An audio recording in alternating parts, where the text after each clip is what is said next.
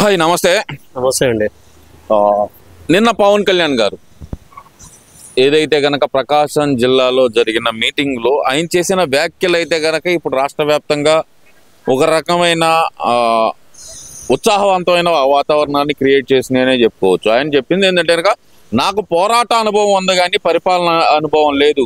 పరిపాలనా అనుభవం కలిగిన వ్యక్తి చంద్రబాబు నాయుడు గారితో కలిసి ఇంకొక 15 సంవత్సరాలు మేము ఉంటాం, వాళ్ళు ఎలా వస్తారో మేము చూస్తామంటూ ఆయన చేసిన వ్యాఖ్యలను అసలు ఎలా చూడాలంటారు దాన్ని? అసలు చూసేది ఏం లేదు సార్. మొట్టమొదటి మంచి దృఢ నిశ్చయం, భవిష్యత్తు మీద భరోసా. ఒక మనిషి కాన్ఫిడెన్స్ ఎంత బలాన్ని ఇచ్చిందో అతని మాటలు రాష్ట్ర ప్రజలకి ఆ ఊపిచ్చినాయి. వీళ్ళు ఏంటంటే అతన్ని చెడగొట్టడం కోసం దత్తపుత్రుడని ఆ పుత్రుడని ఎలక్షన్ ముందు అతనికి ఇతనికి కలవకుండా చాలా ప్రయత్నాలు చేశారు. అది గ్రహించిన వ్యక్తి ఆయన. జైల్లో చంద్రబాబు నాయుడు ఉన్న 53 రోజుల్లో అతను వెళ్ళి అతను ఇచ్చిన మనోధైర్యం చంద్రబాబు నాయుడికి ఊపిరి పోసింది. ఆ ఊపిరి ఎలాగుంది అంటే 20 ఏళ్ల వరకు రాజకీయం చేయడానికి పవన్ కళ్యాణ్ గారికి అవకాశం లభించింది. ఎందుకంటే పవన్ కళ్యాణ్ గారి అభిప్రాయం ఏంటంటే ఒక సీనియర్ 4 సార్లు సీఎంగా చేసిన వ్యక్తి, అతని సహచర్యంలో ఏ ఒక్క కేసుల్లో కూడా అతను అవినీతి కేసు లేదు, లేకపోతే బంధుప్రీతి లేదు. రాష్ట్ర ప్రజల బాగోగులే ముఖ్యమైన ఉద్దేశంతో చంద్రబాబు నాయుడు పరిపాలన సాగింది.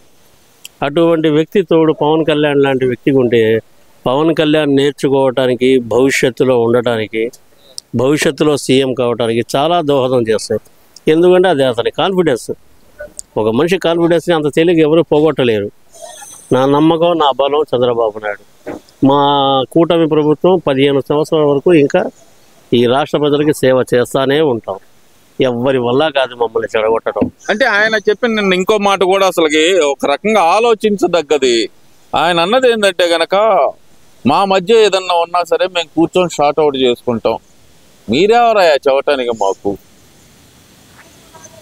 నాకు మా పార్టీ తెలుగుదేశం పార్టీ భవిష్యత్తు కన్నా, నా పార్టీ భవిష్యత్తు కన్నా, బీజేపీ పార్టీ భవిష్యత్తు కన్నా నాకు రాష్ట్ర భవిష్యత్తు ముఖ్యమంటూ పవన్ కళ్యాణ్ గారు చేసిన వ్యాఖ్యలు ఎలా చూడాలి మరి దాన్ని?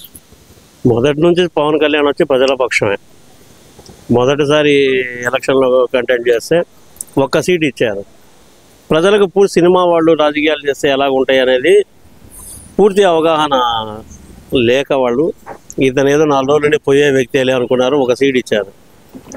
తర్వాత అతను తన వారాహి ద్వారా పర్యటన చేస్తా, ప్రజల్ని ఉత్తేజపరుస్తా, అతను చేసిన తప్పుల్ని మొత్తం ఎత్తి చూపుతా, భవిష్యత్తులో నేను చెయ్యను, నేను మీకు అండగా ఉంటాను, మీకు సేవ చేయడానికే వచ్చా, చేసుకుంటే సినిమాలు నాకు ఎన్నో కోట్లు వస్తాయి, అవన్నీ వదులుకొని వచ్చానంటే నాకు ప్రజాసేవ మీద ఉన్న అభిమానం, నమ్మకం ఈ నన్ను మీకు దగ్గర చేసినాయి అన్నాడు. అన్నదానికి అతను దానికి తగ్గట్టుగా ఇచ్చిన 20 సీట్లు పెట్టారు. వాళ్ళకి ఇచ్చిన ఎంపీ సీట్లు ఇచ్చేశారు. ఇది ఏంటంటే ప్రజలు ఒక వ్యక్తిని నమ్మారనుకోండి, ఎవరైనా చెప్పినా వినరు. మరి ఇప్పుడు దీన్ని జగన్మోహన్ రెడ్డి గారు కానీ వైసీపీ నాయకులు కానీ చెప్తుంది ఏంటంటే కనుక మేము అధికారంలోకి వస్తే 2029లో అధికారంలోకి వస్తే రప్పానే అని చెప్పి ఒక స్లోగన్ అయితే ఎత్తుకున్నారు కదా.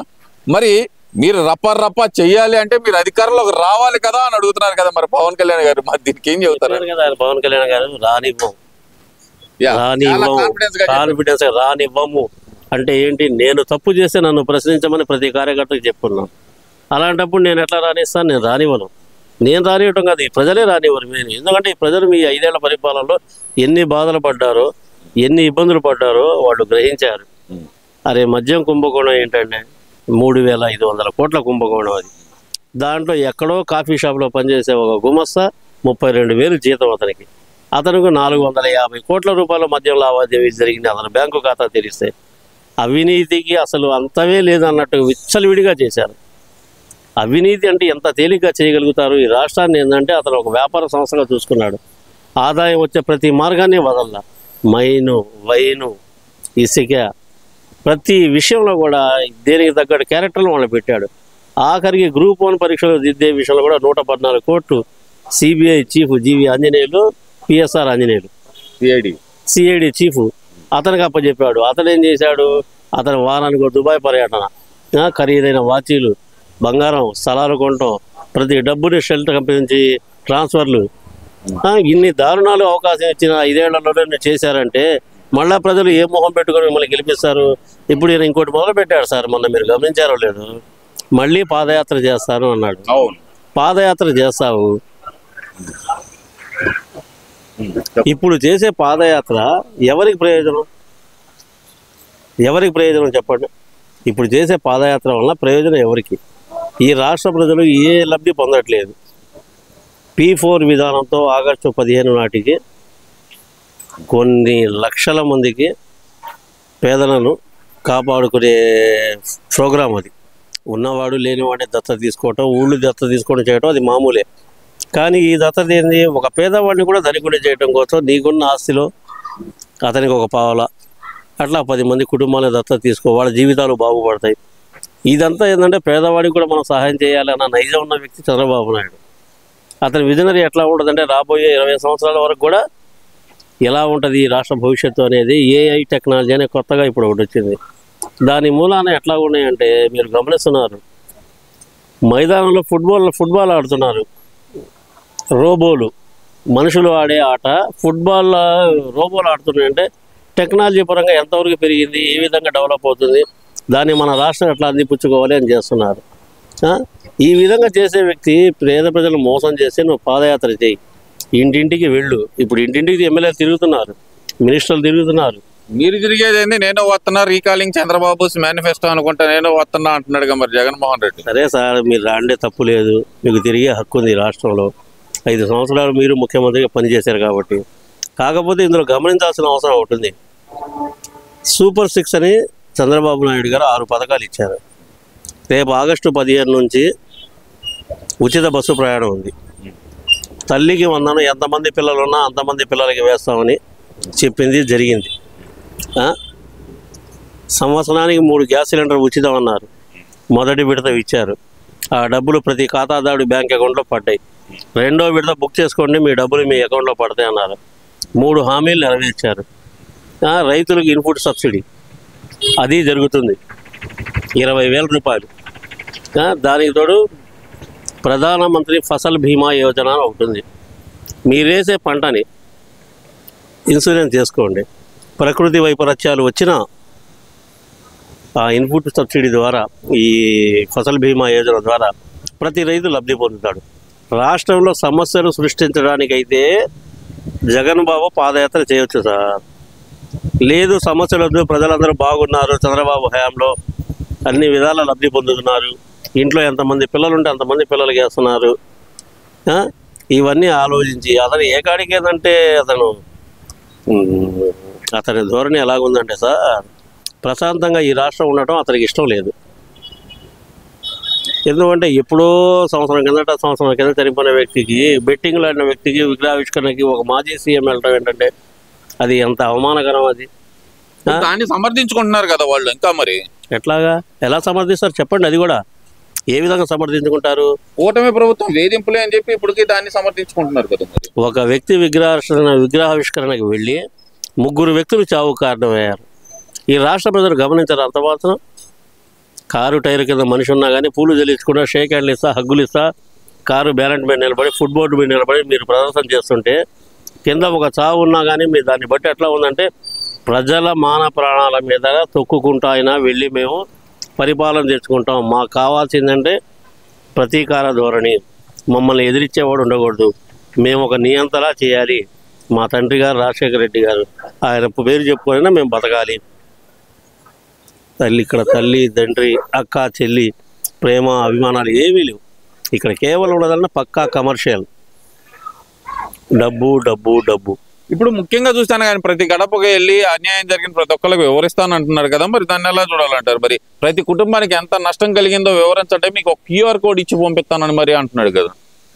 ఇంతకుముందు ఆయన జనవరిలో ఒక మాట చెప్పారు సార్, పల్లె నిద్ర చేస్తాను, అవును, ప్రతి ఊరికి వెళ్తాను, ప్రతి గ్రామానికి వెళ్ళి 3 రోజులు నిద్ర చేస్తాను, ఈ 3 రోజుల్లో వాళ్ళ సాధక బాధలు మొత్తం రిజిస్టర్ చేసుకుంటాను, దాని మీద అధికారుల్ని పరిగెత్తిస్తా, మిమ్మల్ని నమ్మి మీ మాయ మాటలు నమ్మి ఓటేసిన ప్రజల్ని జాగృతుల్ని చేస్తా, మీ అందరి బతుకులు బయట పెడతా, కార్యకర్తలతోనే ఉంటా నేను, నాకు ఆఫీసులు వద్దు, ప్యాలెస్లు వద్దు, ఏమీ వద్దు, చెట్టు కింద మంచం వేసినా పడుకొని పొద్దున్న లేచి మీతో పాటు మాట మంది జరుపుతా ఉన్నాడు. ఏమైనా జరిగిందా సార్? అది రాదు కదా. ఎందుకంటే ఎందుకు తొందర ఏమన్నా అంటున్నాడు మళ్ళీ. అప్పుడే ఏంది తొందర ఏందా? అదేదో నీరజ్ చక్రవర్తి ఫిడెల్ వాయిస్తాడు దేనికి సార్? రోమ్ నగరం తగలబడుతుంటే రోమ్ నగరం మొత్తం తగలబడుతుంది. తన ఆనందం కోసం ఫిడెల్ తీసుకుని వాయించుకుంటున్నాడు రోమ్ చక్రవర్తి. నీరో ఎవరో ఉన్నారు ఆయన. మరి అలాగుంది సార్. అప్పుడే కాదు కానీ ఈయన వచ్చి చేసేదే ఉంది, వచ్చినా చేసింది ఏముంది? ఏమీ లేదు. రాష్ట్రానికి ఎంత విచ్చలవిడిగా దోచుకోవచ్చు అంత విచ్చలవిడిగా తన అధికారులు, తన సన్నిహితులు, తన మిత్రులు వీళ్ళందరూ బాగు చేశారు. వీళ్ళందరూ తీసుకున్న ప్రతి రూపాయిని ఇతని ఎలక్షన్ ఫండ్గా పనిచేయాలి. ఈరోజు చెవిరెడ్డి భాస్కర్ రెడ్డి ఉన్నారు. మద్యం అన్న వాసన తెలియదు నాకు. ఆయన చెప్తున్న మాట. ఆయన ఎంత మందికి పంచాడు డబ్బులు? అరే నాకేం సంబంధం లేదు అంటున్నాడు కదా. నేను బయటికి రాగానే మీ అందరూ అంతు తేలుస్తానని చెప్పి ఆఫీసర్లు కూడా బెదిరిస్తుంటే ఆయన ఇప్పుడు అధికారులను కూడా అట్లాగే బెదిరిస్తున్నారు కదా సార్. అధికారులను బెదిరిస్తున్నారు, పోలీసుల్ని బెదిరిస్తున్నారు. తిరిగి వచ్చేది మేమే, మీ అంతా తేలుస్తాం, గుడ్డలు వడదీస్తాం, రాష్ట్ర వాతావరణంలో లాక్కొస్తాం. ఏంటి బెదిరింపు ధోరణి? కాకపోతే ఇటువంటి బెదిరింపు ధోరణిని కనుక రాష్ట్ర ప్రభుత్వం సహించకూడదు. దీన్ని సరిగ్గా ఖండించాలి.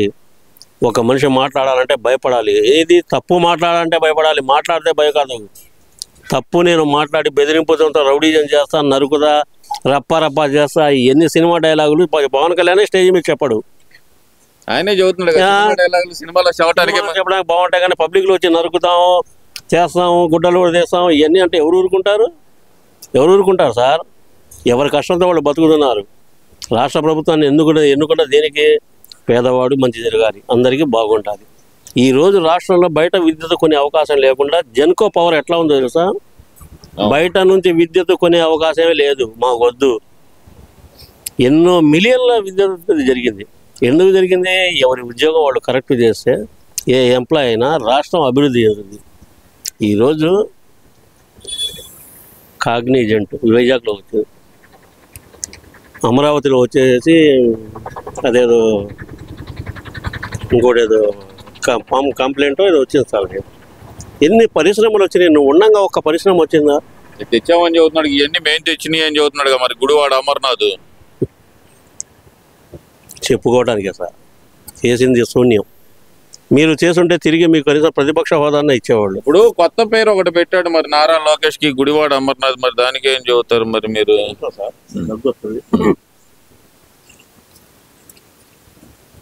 చెప్పండి. కొత్త పేరు ఒకటి పెట్టాడు కదా నారా లోకేష్ గారికి, కొత్త పేరు పెట్టిన గుడివాడ అమర్నాథ్. ఏం పేరు పెట్టారు సార్ ఆయన? నేనేదో గుడ్డు పిల్లన పెట్టదు అనే తలకి నన్ను గుడ్డు అమర్నాథ్ అన్నాడు. ఇప్పుడు లోకేష్ గారేమో శోభనం అయిన రోజే పిల్లలు పుడతారా అన్నట్టు వాళ్ళ నాయకుల చేత మాట్లాడుతున్నారు. ఇప్పుడు నేను నారా లోకేష్ ని శోభనం లోకేష్ అనొచ్చు కదా అంటున్నాడు కదా. మరి దాన్ని ఎలా చూడాలంటారు? వీళ్ళ ఉద్దేశం ఒకటే సార్,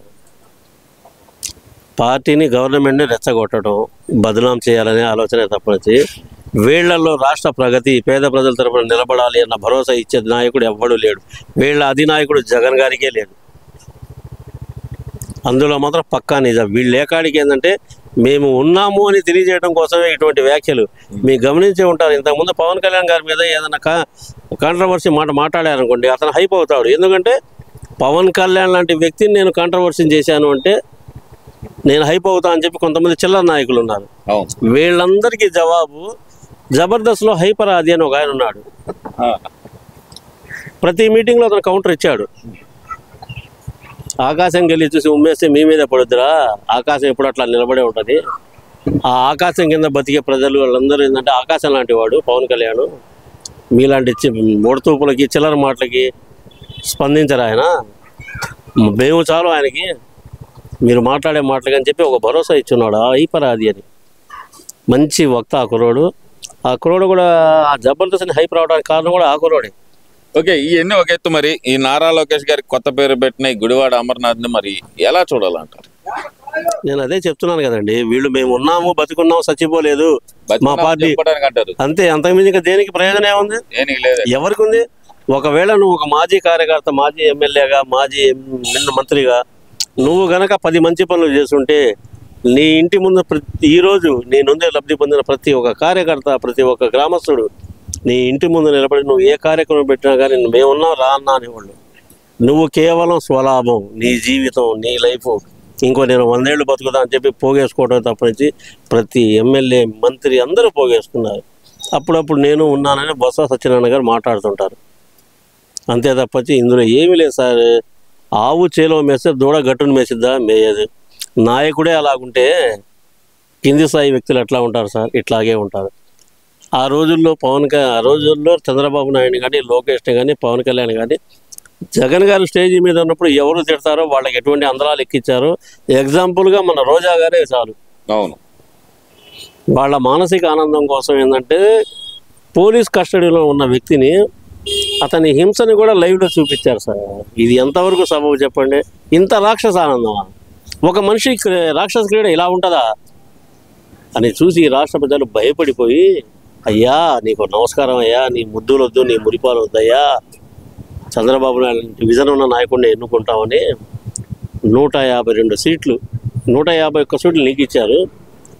వాళ్ళందరితో 162 సీట్లు చంద్రబాబు నాయుడు గారికి ఇచ్చి, 22 సీట్లు 21 సీట్లు పవన్ కళ్యాణ్ గారికి ఇచ్చి, అయ్యా మీరే మాకు న్యాయం చేయండి అని చెప్పి రాష్ట్ర ప్రజలు తీర్పిచ్చి కూటమి ప్రభుత్వాన్ని గెలిపించుకున్నారు.